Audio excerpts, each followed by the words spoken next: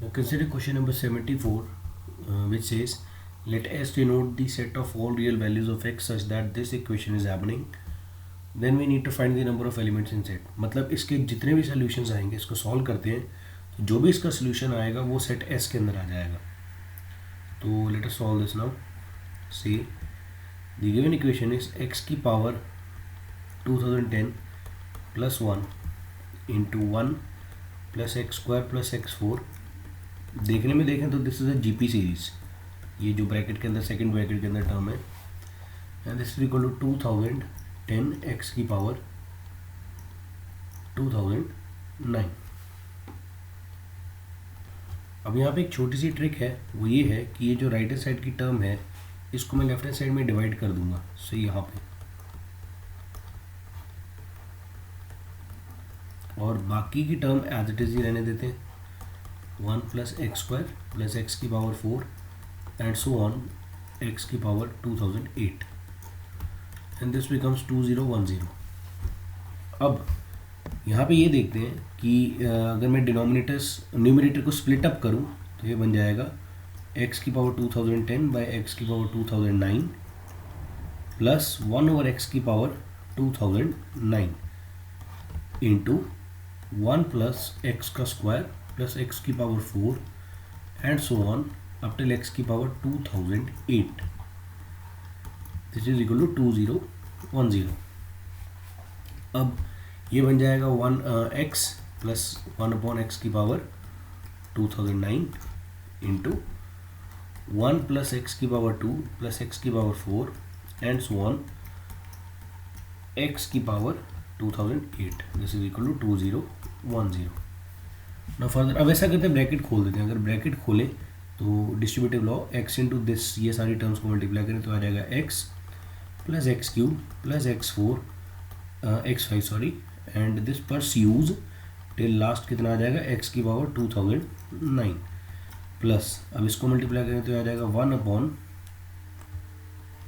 X की power 2009 plus 1 upon x की power 2007 plus and so on last में आ जाएगा 1 upon x. This is equal to 2010. तो नीचे आ जाएगा, आप देखिए एक्स और 1 ओवर एक्स को इकट्ठा कर लेते हैं just for sake of symmetry. इसी तरह एक्स, इससे पिछली टर्म जो आएगी अगर आप चेक करें, the previous term will be 1 upon x cube. Check करें, इससे पिछली टर्म है एक्स की पावर 2006, जस्ट इससे पिछली टर्म वो आएगी एक्स की पावर 2006 और एक्स की पावर 2006 को इससे जब मल्टीप्लाई करेंगे तो 1 ओवर एक्स क्यूब बचेगा. तो नेक्स्ट टर्म आ जाएगी एक्स क्यूब और इसको कंबाइन कर दिया यहाँ से 1 ओवर एक्स क्यूब. बस सिमेट्री सी आ रही है. तो अगर आप देखिए यहाँ तक सिमेट्री आ रही है तो अगली टर्म आ जाएगी एक्स की पावर 5 प्लस 1 ओवर एक्स की पावर 5 एंड सो ऑन. चलते जाएँ तो ये आ जाएगा एक्स की पावर 2009 प्लस 1 ओवर एक्स की पावर 2009. अब जो एक दो चीज़ें समझने वाली यहाँ पे ये हैं कि पहले तो ये देखें कितनी टर्म्स हैं. अगर आप चेक करें एक्स की पावर 1 3 5 2009, तो टोटल अगर आप चेक करें bye counting this becomes 1005 terms हैं लेफ्ट हैंड साइड पे. LHS पे अगर आप चेक करें इतनी टर्म्स आ रही हैं हमारे पास पेयर में. टोटल में तो अगर हम देखें तो 2010 टर्म्स है, मतलब पेयरिंग करने के बाद. ये फर्स्ट टर्म है, ठीक है, ये सेकंड हो गई. अगर आप इसको दूसरे नंबर में लिख लें, फर्स्ट है, ये सेकंड है, तो ऑब्वियसली ये लास्ट कौन सी आ रही है 1005 टर्म.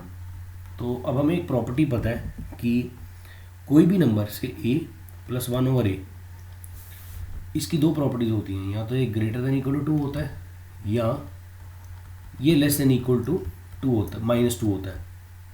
करेक्ट है. और ये इक्वल टू 2 तब होता है a plus 1 over a equal to 2 का मतलब है a is equal to 1. Similarly अगर हम यहाँ से देखें तो a प्लस 1 ओवर a की इक्वल टू -2 होता है जब a इज इक्वल टू -1 होता है.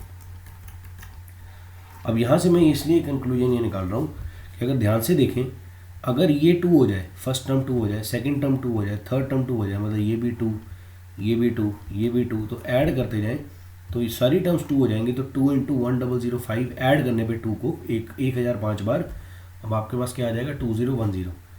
मीन्स क्लियरली दिख रहा है कि लेफ्ट हैंड साइड की वैल्यू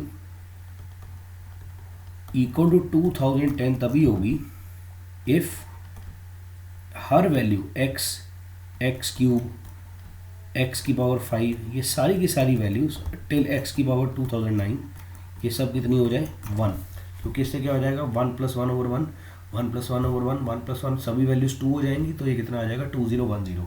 नहीं तो इसके अलावा हर बार अगर ये ना आया 1 ना लिया तो ये वैल्यू हर बार या तो ग्रेटर देन 2 होगी।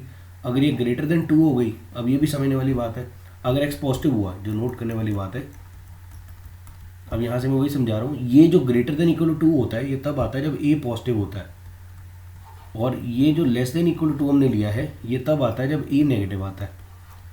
तो अगर इसमें कंक्लूजन निकालें 1 के ऊपर, तो अगर x पॉजिटिव होगा तो x, एक्स क्यूब, x5 ये सारी पावर्स ऑड हैं, तो ये सारे के सारे पॉजिटिव हो जाएंगे। तो इसका मतलब इनका सम इनके रेसिप्रोकल के साथ ग्रेटर देन इक्वल टू 2 हो जाएगा, करेक्ट। तो होगा क्या, लेफ्ट हैंड साइड जो है and so on, left hand side जो है आपके पास हमेशा greater than equal to 2 + 2 + 2 and so on कितनी बार आएगी 10005 टाइम्स, करेक्ट है। तो आपके पास लेफ्ट हैंड साइड हमेशा ग्रेटर देन इक्वल टू आ जाएगी इन जनरल 2010। तो हमें तो इक्वल टू करना है, तो इक्वल टू तभी होगा जब सारे 2 के बराबर आ जाएंगे। तो ऑब्वियस है उसके लिए सारे 2 का मतलब है कि हमारे पास ये सारी की सारी वैल्यूज़ 1 हो जाएंगी, ठीक है।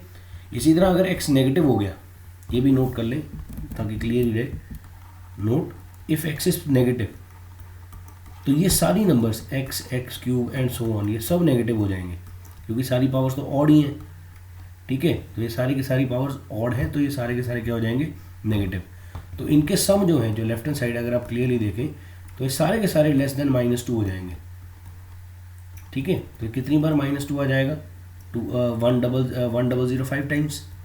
तो टेक्निकली लेफ्ट हैंड साइड जो है ये आ जाएगी लेस देन इक्वल टू -2010। तो ये कभी भी 2010 के बराबर नहीं हो पाएगी। तो ऑब्वियसली ये केस तो पॉसिबल ही नहीं है, दिस इज़ नॉट पॉसिबल है। तो एक ही केस पॉसिबल है कि जब x पॉजिटिव हो, ताकि सारी वैल्यूज़ पॉजिटिव हो जाए, तो x + 1/x greater than equal to 2 हो जाएगा, तो left hand side greater than equal to 2010 हो जाएगी। उसमें भी ग्रेटर देन तो चाहिए नहीं, इक्वल टू चाहिए। तो इक्वल टू तभी होगा जब सारे 2 हो जाएंगे। तो ऑटोमेटिकली सारे 2 कब होंगे, जब इन सब की value x, x cube, x5, x की पावर 5 ये सब 1 हो जाएंगे। तो ये सब 1 कब होंगे, दैट इज x की वैल्यू क्या हो जाएगी 1। सो देयरफॉर जो s है उसमें एक ही एलिमेंट आता है, दैट इज 1, एंड हेंस हमारा क्वेश्चन जो था that says the number of elements in S is option number 2 always 1।